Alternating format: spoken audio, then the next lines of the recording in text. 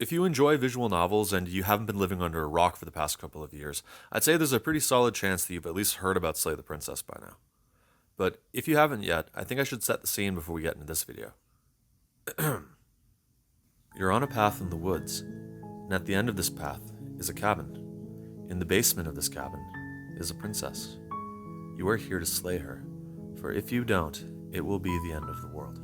Produced by Black Tabby Games, Slay the Princess was originally released in 2023 to near universal acclaim. Whether you want to celebrate the meticulously hand-drawn background art and sprites, the award-winning score by Brandon Boone, the incredible voice talents of Nicole Goodnight and Jonathan Sims, how the game, upon its onset, urges you to follow your heart, and then delivers with a story that's all at once frightening, gut-wrenching, hilarious, mind-bending, and just a little horny. There's something to love for everyone who loves visual novels, and that's just the base game. Nearly 1 year later to the date in 2024, Black Tabby Games would release the Pristine Cut, a free update to the game that includes a handful of new story paths, new tracks to accompany them, a gallery that becomes a way for the discerning player to track their path to 100% completion. All kinds of stuff. The game so many people love just got a lot more to love. Present company, it should be noted, is included. I've been asked by a couple of viewers about whether or not I'd like to pursue doing a video about Slay the Princess myself, and after thinking about it for a while, I think my answer is this. Slay the Princess begins by asking the player to have heart and see their decisions through, and the idea of following your heart has been an ethos of mine when it comes to how I play games for the show. A covenant is quite explicitly created from the onset of the game between it and the player for them to do the same, and it's been an ever-present fear of mine that doing a video on this game might cheapen the experience somehow for other players. And not to knock the good people that have done videos on Slay the Princess either, but I think it's a very personal and revealing experience if you play it blind and with an open heart. And I guess I think that if an angle exists for me to talk about it without sort of spoiling the aspect of it, I don't think it's revealed itself to me yet. Besides which, I think I could condense my feelings on Slay the Princess in a pretty simple soundbite. I think Slay the Princess is not only one of the best visual novels I've ever played, but one of the most touching, emotional, and wholly original stories about love I've ever experienced in this medium, full stop. I don't like to throw around the word much, but I think it's a masterpiece, and I think that if you love visual novels, you owe it to yourself to take a look at it. You know what the funniest thing is? Black Tabby Games is 2 for 2 in this regard, at least in my opinion. I can't quite remember how exactly Scarlet Hollow materialized in my life, but a year or two before I played Slay the Princess, in the middle of March, as I endured the doldrums of an old corporate job, I came across it and decided to take a chance on playing the first episode, blissfully unaware of the chokehold it was about to have on me. Tonally, I think it plays a bit like a visual novel version of Deadly Premonition, or an adult version of Gravity Falls, with moments of calm, cozy, and otherwise comedic scenes being punctuated by climaxes of absolute terror. Gameplay-wise, I think it's taken some notes from Disco Elysium, what with emphasizing specific parts of your character's personality before you begin the game and immerse yourself in larger mysteries. Wide, incredibly elaborate branches of potential dialogues that will impact both you, how characters perceive you, and how characters develop themselves. We'll get into more of that soon enough. Full stop, I was drawn into the first episode because it was free. The first episode spans a little under or over about 2 hours of gameplay, and that turned into several more because I knew as soon as I finished it that I had been thoroughly hooked. I thought it was incredibly immersive. So many moving parts about it contribute to a version of the storyline that will always change on some kind of level when you start a playthrough of it. I feel like I discover something new every time I play it. And I have a pretty decent amount of time invested in this game, so I feel like that might speak a volume to the web that's been woven here. Maybe my surveys to subscribers might not be reflective of the visual novel community writ large, but it struck me that there are quite a few people in my crowd that might not have even heard of it. Perhaps it might be a consequence of the fact that it's still technically an early access title? Episodes are still in development and it aims to be 7 episodes long. For the curious, we're currently sitting at 4. And maybe I might just be living under a rock myself, but I feel like the comparative lack of buzz I hear about this game is kinda crazy to me. In spite of the fact that it's a horror game, it's become something of a comfort game to me in the past couple of years. I think it's an incredible accomplishment in its field, and I want to take a few beats to talk about it today. So here goes nothing. I'm Six Sai Sun, and I am totally normal about Scarlet Hollow. But first things first, it's time for housekeeping. The first episode of Scarlet Hollow is free if you're on Steam, and you can carry over your progress from this demo to the first game. I think it's certainly worth your time. If there's a game worthier of my personal recommendation, I don't think I've played it yet. As such, if you at any point feel the urge to dip for a while so you can play this game for yourself, I would encourage you to do so, as I will jump into spoiler territory at this timestamp.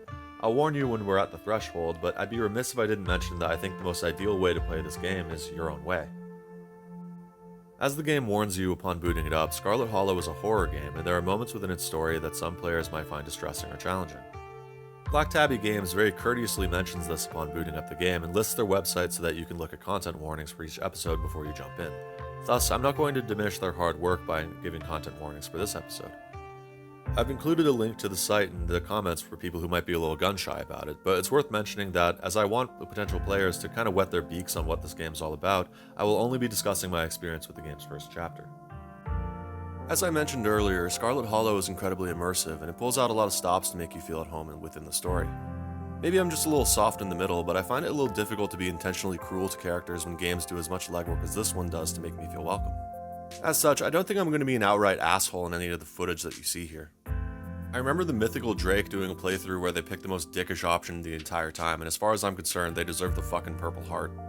Lastly, this video covers a game that's still in development. 4 episodes out of 7 have been released, and while I think this video provides a solid review and cross-examination of Scarlet Hollow as an experience, as well as Black Tabby Games as a developer, it should not be considered as a review of Scarlet Hollow as a completed product. That will have to come later. Alright, I think that's all I need to say before I get into it. Our first topic is, I think, unique among the games I've reviewed so far. It's character creation time, baby. Scarlet Hollow asks you to build your character from the moment you begin the game. It asks you for your name, your hometown, whether you're male, female, or non-binary, a decision the game notes that does not impact gameplay in any way, and then it introduces one of the most interesting parts of the game as a whole. You're asked to choose between a list of several traits for your character. There are 7 traits in all, and you can choose 2 of them in order to build your unique experience with this game. Each trait will give you a unique series of dialogue options that don't have a lot of overlap. Someone who picks Powerful Build and Book Smart will have a very different experience from someone who picks, say, Hot and Keen Eye, for instance. Black Tabby Games also does a lot of work to make sure each unique trait combination has its own moments to shine in the form of dialogue options that you just can't get in other playthroughs. Information about the story, characters, and town that you can't get otherwise, which I think is pretty special. The traits that are offered to you are pretty big bricks in the wall of Scarlet Hollow, so I'm going to take a moment to talk about them.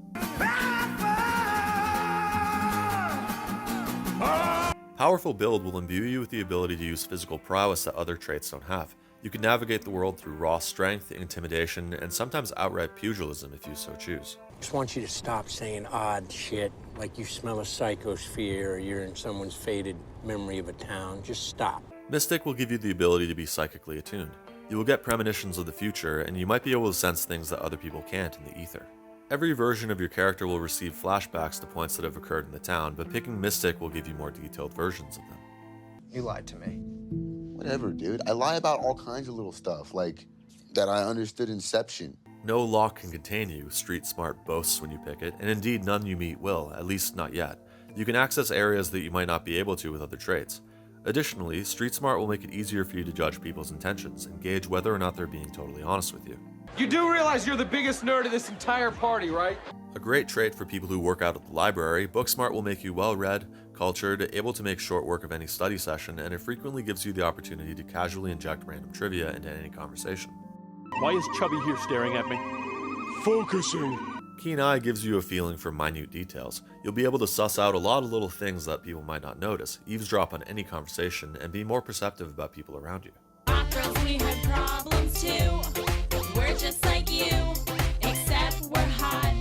If you favor high charisma builds in your RPGs, Hot is a pretty natural choice. Picking Hot will give you pretty privilege. With it, you can more easily diffuse potentially stressful situations, and it will, generally speaking, make you a little more charismatic and magnetic to most people. Whether you use that power for good, of course, is up to you. There's also one more trait that you can pick for yourself that's worthy of note, but I'm going to hold off on talking about it for now because I think it factors into a really interesting discussion we're going to have later. This video is a cross-section of 3 different playthroughs where I picked from 6 different traits, but I would recommend picking a couple of traits that are more personal to you for your canon playthrough. Picked out the traits you want? Cool. Alright, now let's hurry, we got a bus to catch. Scarlet Hollow slams you into the game during a bus ride. You're your name, you're a broke 20-something who's on their way to visit Scarlet Hollow, North Carolina for your aunt's funeral, and you're new in town. After ruminating upon these facts, you get the attention of a wayward passenger who tries to make increasingly unsettling conversation with you during your trip, and this serves as a couple of important tutorials. As this reprobate talks about abandoning the mother of his first child so he can travel, we're introduced to the way Scarlet Hollow has you navigate conversations with characters. You're presented with a variety of different dialogue options. Most will continue the story, however, dialogue options labeled with Explore can usually be picked without advancing the story. However, they can impact how certain people see you, and picking some of them might negate you from picking others. the monkey's paw curls. Some decisions and some dialogue options are exclusive to different traits. All of them will inform your character. Someone with powerful build who chooses to threaten this passenger is a fundamentally different type of animal than one that would turn the other cheek. And these little opportunities, laid throughout nearly every conversation you have in this game, is used to build both your character's personality and other characters' perception of them until the 4th chapter, at least. Before long, he has to depart, and he offers you a bag of boiled peanuts as a parting gift. The game notes here that picking a dialogue option can sometimes establish a new fact about who you are. In this specific case, if you take the nuts, you're frequently given the option to break the ice with new characters by offering it to them, which I really love. It almost certainly isn't an intentional reference, but it reminds me of playing read-only memories for the first time and realizing that you can offer rancid milk that you find in your fridge to every character you come across. Get that away from me! I love being able to come across as an aberration in narrative games since I do it so seamlessly in real life. You meet your estranged cousin, Tabitha Scarlet, at the bus stop. A lot of things speak volumes of her. Her dull stare, her poor posture, that "I really wish I weren't here right now" button she has in her lapel. She isn't really all that committed to making a good first impression, and her responses to further inquiry are pretty tense as she shows you where you'll be staying for the next week. As she gives us a tour of the premises, we come to see that Scarlet Manor is a lot like Tabitha herself. It's beautiful in its own way, but pretty much only halfway there. The narration describes floorboards that could give way at any point, rotting staircases. The artwork, done by Abby Howard, sells the illusion of dust motes sailing through sunbeams. As a matter of fact, I think this would be a pretty good time to talk about Abby Howard in general. Abby Howard does the artwork for both Slay the Princess and Scarlet Hollow, and I think she does an amazing job at both. She's a graphic novelist as well, and she's published a few comics that did numbers on Tumblr back when I was young, but I think that Scarlet Hollow and Slay the Princess are excellent showcases of how far she's developed as an artist. I think she's pretty neat, and I want to look into her work a little bit more. Also, I don't really know where else in my script I can squeeze in this particular piece of praise, but I'd be remiss if I didn't mention Tony Howard-Arias' work on Slay the Princess and Scarlet Hollow as well. Tony and Abby are the primary runners of Black Tabby Games, and they're also married, which puts a badass spin on the whole marriage concept for me. Tony credits himself as a game designer, writer, programmer, and business manager, which means that they wear a shit ton of hats and juggle just as many plates. I don't know my way around Tyranno Build or Visual Novel Studio, let alone Ren'Py, so the fact that they can not only make a visual novel this complex, and keep track of so many little things you can do while still moving forward with 3 more episodes, and still finding the ability to flesh out previous chapters, it boggles the mind. Anyway, let's get back to Tabitha. She gives you a tour of your room, the bathroom, and the kitchen, telling you that there will be hell to pay if you eat her mac and cheese or her ice cream, and she asks you if there are any more questions that you have before she departs to go back to work. Opportunities to learn more about the characters in the world come hand in hand with opportunities to clarify yourself. Inquisitive people might ask about the town or more questions about Tabitha. More assertive personalities could challenge Tabitha on how icy she's been since picking us up. People who want to extend an olive branch could ask her about her career, tell her they should hang out when she's finished work, or even call her a #girlboss. Scarlet Hollow never really takes its foot off the gas when it comes to the way it makes conversations feel like they have a real impact on the characters you have them with. Almost every exchange you have here will change how your relationship with Tabitha develops, and she might even tease you about calling her a girl boss later in the game depending on how things shape up between you two. Once she departs, you can navigate the Scarlet Manor. You can go to the kitchen to make yourself a PB&J, get settled into your room, visit the gardens, or even just say fuck it and go directly to town. If you rolled street smart, you could even break into the wing that Tabitha forbid you entry to. All roads lead away from home though, and you find your way to the titular town. And not long after you reach the town's main stretch, you become acquainted with Gretchen and Stella Richmond, a friendly elderly dog and a friendly young woman, respectively. Clocking that you're likely in town for the Scarlet funeral, she immediately piques my curiosity by asking about Tabitha. Stella, that is, not Gretchen. Dogs can't talk, right? From her demeanor to the condition of her home, there's quite literally nothing about Tabitha that screams that she's awash with healthy personal relationships, so I'm pretty interested in how curious Stella seems to be here. And why? Who is Tabitha to Stella? Is she an old friend? An old classmate? An old flame? Or is she just a rubbernecker that's prying for information about the funeral? At the moment, we don't really know for sure, and Scarlet Hollow gives us a lot of ways to maneuver the ordeal of getting answers. If you'd like to return Stella's friendliness, you can compliment her dog. More daring types can flirt with her. More suspicious characters can question her intentions. People who are put off by Tabitha can even tell Stella that she isn't worth her time. But you're not going to see any footage of me doing that. Not right now, anyway. She invites you to get coffee and biscuits at the diner, and before I go any further, I ought to clarify something. Scarlet Hollow got a pretty substantive update in March of 2025 called The Roads Untraveled that expands chapters 1 and 2 in interesting ways. Case in point, in the previous version of the story, we're streamlined into going to the diner with Stella. However, in this update, we can politely or impolitely refuse, and this opens up chapter 1 in a variety of ways. We can explore the town more and meet up with some of the other characters. You even get the option to meet a couple of major characters that you don't even see until chapter 2.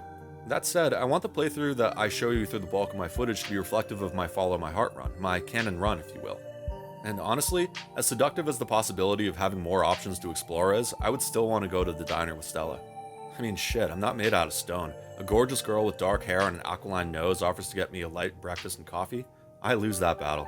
I lose that battle 9 times out of 10. So yeah, seeing as how I'm never one to turn down a free snack, off we trot to the diner. She and Avery, one of the waitstaff that works there, reveals that she's a YouTuber, which is pretty rad, and we scored an invitation to come along while she films a video. Her channel focuses on cryptids, and she's filming a special on skunk ape.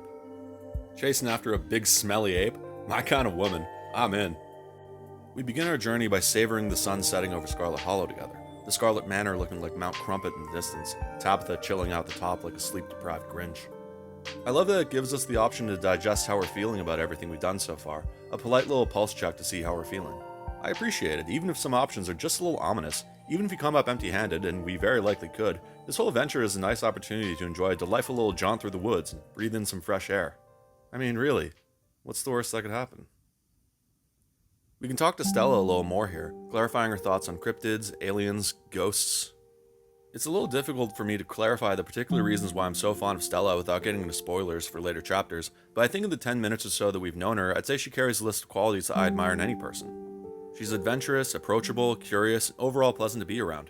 Certainly more so than some of the other people we've met so far.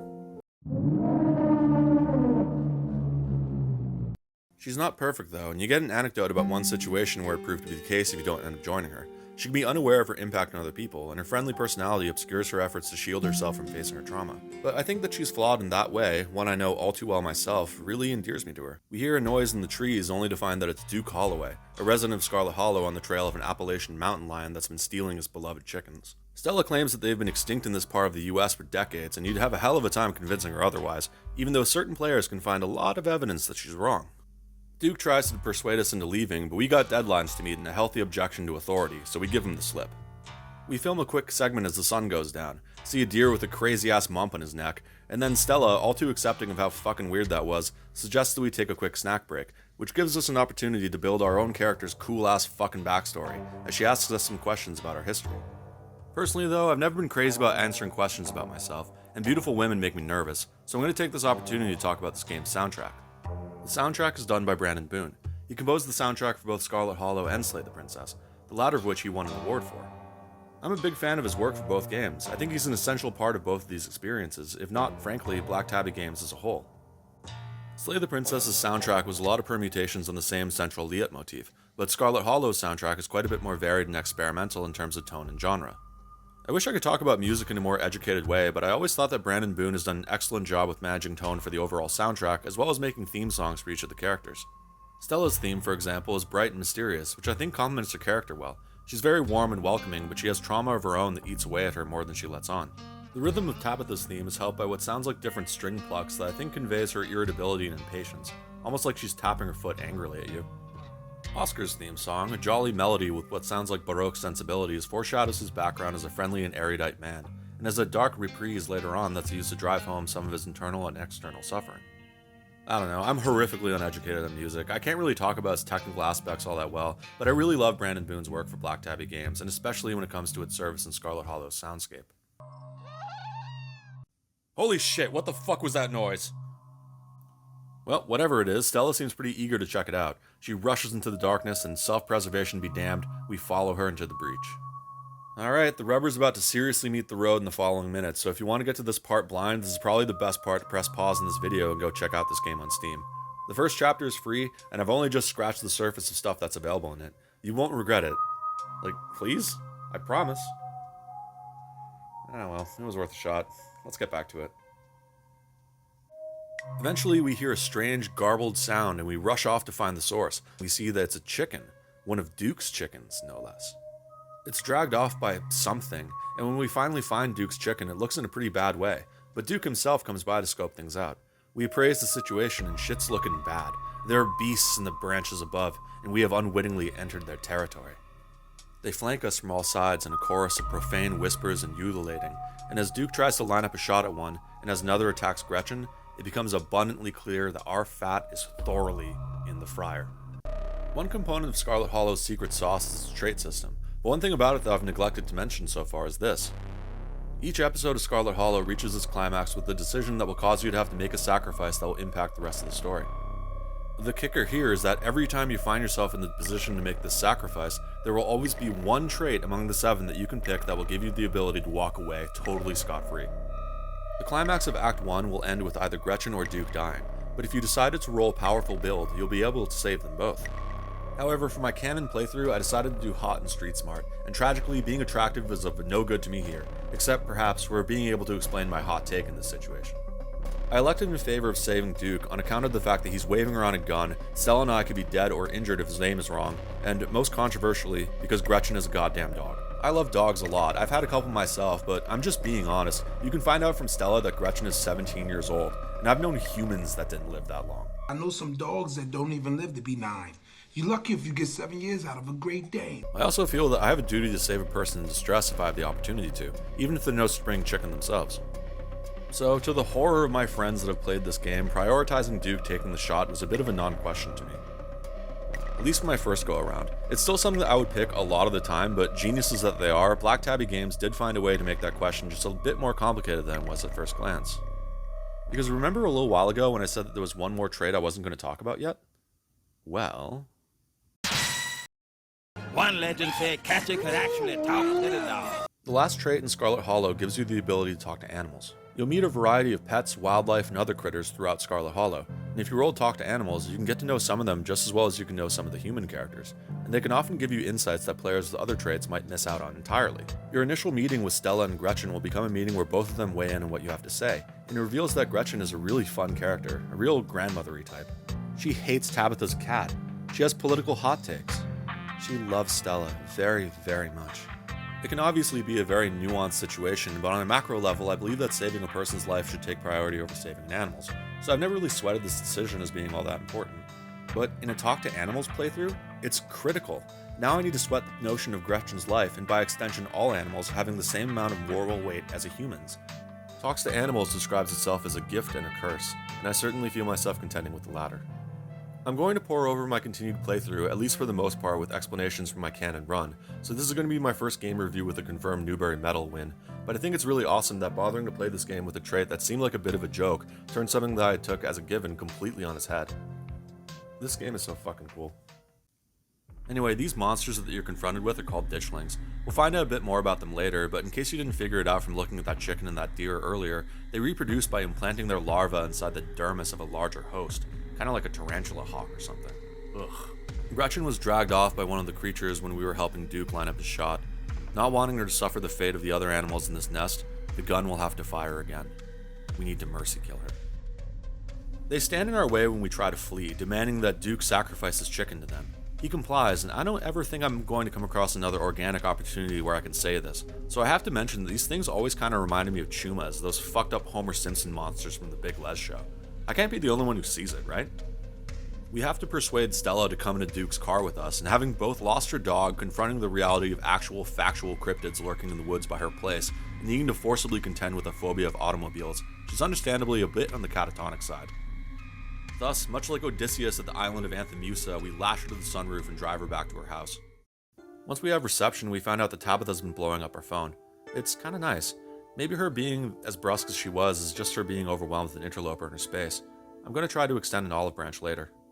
In spite of her loss tonight, she seems dedicated to try to look for answers in the form of visiting her best friend's mom, Sybil, a local who's familiar with odd goings-on in the hills. I'm a little too concerned about letting our new friend do this on her own, and if you're halfway through hell, you ought to keep going. So we're joining her. On the way, we're intercepted by a haggard-looking dude with stained clothes, and after Sybil tells him to piss off, we enter her home. She offers us some tea, but I'm more of a coffee man, and more to the point, I'd rather give her the tea on this situation. In order to show Sybil the footage that Stella shot of these things, we have to wake up Sybil's daughter and Stella's friend, Kanika. This is the first time that I, playing as Roku, will meet her, but in playthroughs where you don't go to the diner with Stella, it's possible to get introduced to her earlier if you go to the general store. She's basically the Scully to Stella's Fox Mulder. She wouldn't suggest that the ditchlings are supernatural creatures before she discusses the possibility that they're mutated research monkeys that escaped from an island in South Carolina. That's true. That's like 100%. Everything you said was true. Like us, she's not in town by choice, but you can find some common ground with her if you try to befriend her in the following chapters. We don't necessarily have to stop there either. This game actually does have a variety of different romance options that you can pursue. I played this game many a times, and so I think I can reasonably say this is far and away Scarlet Hollow's most sadistic choice yet. Forcing me to pick between the gorgeous, plucky, adventurous, and vaguely cagey YouTuber who gives me butterflies, or the calm, beautiful, analytical, and tech-savvy goth girl who gives me butterflies. God damn, dude. Okay, getting back on track, these creatures are called ditchlings, and they flock like crows before a storm to places that are about to fall to disaster. Pretty scary shit, and definitely a bit above my pay grade, but Stella seems pretty keen on figuring this thing out. I'm not going to question why she has a vested interest in solving this mystery impacting her home, and maybe it's just the shared trauma talking, but I want to throw myself into helping out. Tabitha seems to have the funeral handled, and right now this all seems a little bigger than a funeral for one person I barely know anyway, so we make plans to convene at the library tomorrow. For now though, we head back to her place. In the meantime, Stella and I are a little unsure about what to do, but she proposes staying the night at her place. I'm not in the mood to find out if these things can take down a human, so I'll have to beg Tabitha for forgiveness when I talk to her tomorrow. In the meantime, Stella sets us up in her guest room, and we could talk to her about what she thinks about the situation. Kinder sorts can try to console her about Gretchen. People that rolled hot can even ask her if she doesn't want to sleep alone, and depending on your approach with her, she might even say that she doesn't. You miss 100% of the shots you don't take, right? Eventually, though, the time comes to lay down our heads to tender slumber as monsters congregate and fester in the woods outside. A short animated sequence follows that foreshadows some events that happen later, and Chapter 1 comes to a close.